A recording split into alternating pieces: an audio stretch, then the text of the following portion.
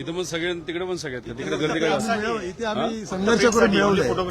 कुठे हे आम्ही संघर्ष करून मिळवले. असं आहे काय? आम्हाला तिकडे आहे पण संघर्ष करून इकडे ओके. रोहितजी, पुन्हा एकदा एमआयडीसी संदर्भात टी शर्ट आहे तुम्ही घालून आलेला आहात, मात्र जी जागा तुम्ही सुचवली होती ती जागा रद्द करून दुसऱ्या जागी एमआयडीसी करण्याचा बोला. प्रस्ताव. तुमच्या टी शर्ट वरती नेमकं कुठल्या मुद्द्याबद्दल बोलायला हवं? काय रद्दबिद्द केलेलं नाही. जे काय अधिकारी एमआयडीसी तिथं उपस्थित होते त्यांनी मंत्री महोदयांना हेच सांगितलंय की तीच जागा योग्य आहे. अनेक ठिकाणी आम्ही सर्वे केल्यानंतर फायनली ती जी 450 हेक्टर जमीन होती तीच एमआयडीसीसाठी योग्य आहे. तिथं कंपन्या येऊ शकतात. त्याच्यामध्ये कुठंही नीरव मोदीची जमीन ही नाही. उलट नीरव मोदीला जमीन जेव्हा विकली गेली तेव्हा राम शिंदे स्वतः तिथं आमदार होते.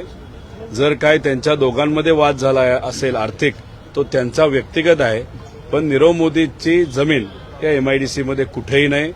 ग्रामपंचायतली सुद्धा ठराव हा एमआयडीसीच्या बाजूने सकारात्मक दिलेला आहे.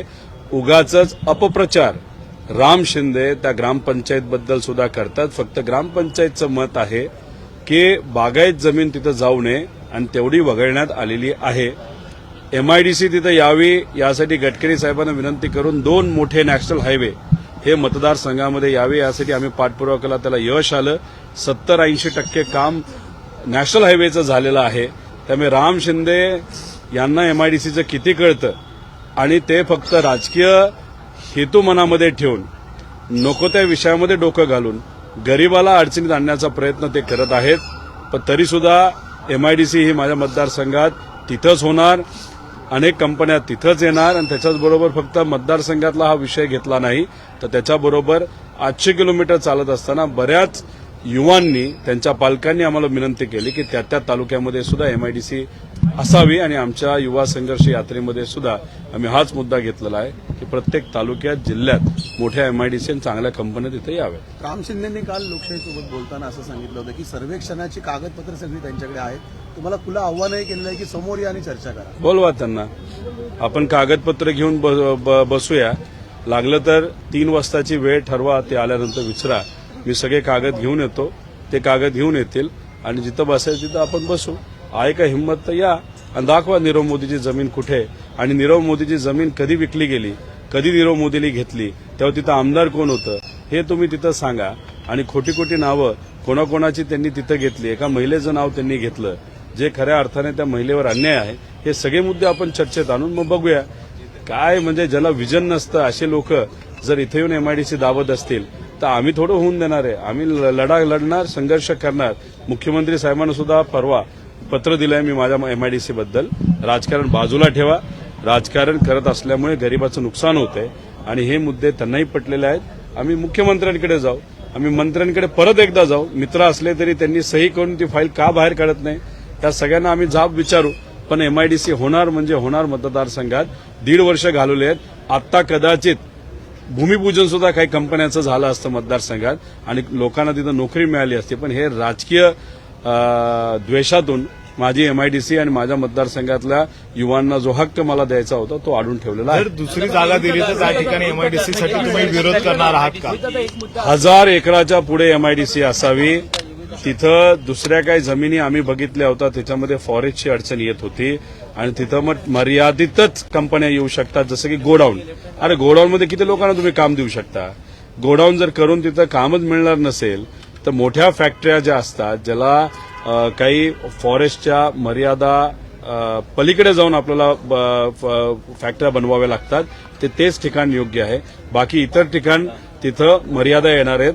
मोठ्या कंपन्या येऊ शकणार नाही हे आम्हाला माहिती आहे. याचाच अभ्यास करून ते ठिकाण आपण निवडलेलं आहे. अधिवेशनामध्ये सुद्धा तुम्ही हा एमआयडीसीचा जॅकेट घालून आलेला होता. अनेक सह्या त्यावेळेला तुम्ही घेतल्या होत्या आणि हा मार्ग सुटेल असं सुद्धा सांगितलं होतं. परंतु आता दिवाळी अधिवेशनाला तर हा प्रश्न सुटत नाही. आमचं नेहमी हेच मत असतं. लोकशाहीला जास्त ताकद आहे. लोकशक्तीला जास्त ताकद आहे. 1,10,000 पेक्षा जास्त युवांनी त्यांच्या पालकांनी सह्या केल्या होत्या. त्यामुळे त्याची ताकद नक्कीच सत्तेपेक्षा जास्त आहे.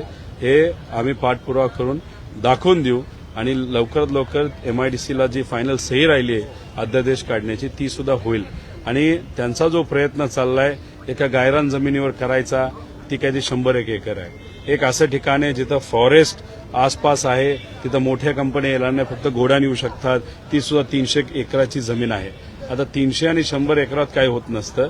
मोठ्या कंपन्या आणि जास्त 20,000 लोकांना नोकरी द्यायची असेल तर 1000 एकराच्या पुढेच एमआयडीसी असणं फार महत्वाचं आहे आणि त्यासाठी आम्ही सर्वजण पाठपुरावा करतो. दादा, परवा तुमची युवा संघर्ष यात्रेचा समारोप झाला, त्यावेळी जो गोंधळ झाला, नागपुरातील सीताबर्डी पोलिसांनी आपल्या इथले शहराध्यक्षांसह 60 ते 62 लोकांवर गुन्हा दाखल केलेला आहे. गुन्हा दाखल केलाय असं मला वाटत नाही. त्यांनी शब्द दिला होता की आम्ही करणार नाही, तसं काय झालेलं नाही असं मला तरी कळालेलं आहे. पण त्यात जर ठराविक लोकांवर केला असेल तोही मागे घेण्यासाठी आम्ही पाठपुरावा करू. बैठक जी बोलवली ती मुंबईमध्ये भर पावसामध्ये तुम्ही आंदोलन केला होता. उद्योगमंत्री उदय सामंतांसोबत तुमची चर्चा झाली. उद्योगमंत्री उदय सामंत त्यांचा शब्द पाडतील असं तुम्हाला वाटतंय का? नाही वाटत, पण त्यांच्यावर प्रेशर आहे आणि खास करून देवेंद्र फडणवीस साहेबांकडनं प्रेशर येत आहे. काही झालं तरी एमआयडीसी कर्जतची करायची नाही आणि जे ठिकाण आम्ही निवडलं त्याचा फायदा जामखेडलाही होणार आहे आणि कर्जतलाही होणार आहे. त्यामुळे देवेंद्र फडणवीस साहेबांचं प्रेशर हे उदय सामंतांवर आहे. मुख्यमंत्र्यांना आम्ही विनंती केली आहे, मुख्यमंत्री हे पद मोठं का उपमुख्यमंत्री पद हे मोठं हे आत्ता या अधिवेशनामध्ये आपल्याला कळेल. मुख्यमंत्र्यांनी सांगितलंय नाही, कर्जत जामखेड अन्याय होऊन देणार नाही, जिथं ठरलंय तिथंच एमआयडीसी होईल. आता उदय सामंत साहेब मुख्यमंत्र्यांचं ऐकतात का देवेंद्र फडणवीस साहेबांचं हे आपल्याला या अधिवेशनामध्ये कळेल. त्यामुळे बघूया, वाट बघूया काय होतं. नाही पण बैठक जी बोलवली त्या बैठकीला तुम्ही आमदार म्हणून तुम्हाला बोलवलं होतं की त्याच्यात नाव फक्त राम शिंदेचं दिसलं. आता त्याच्या आधी जी बैठक झाली त्यात माझं नाव होतं. 4 तास मी थांबलो तरी सुद्धा मला तिथं मंत्री भेटले नाहीत. यावेळेस सुद्धा राम शिंदे साहेबांचं नाव त्या बैठकीत होतं. त्याने 5 तास थांबावे लागले. फक्त फोटो काढण्याची संधी दिली, चर्चा कुठलीही झाली नाही.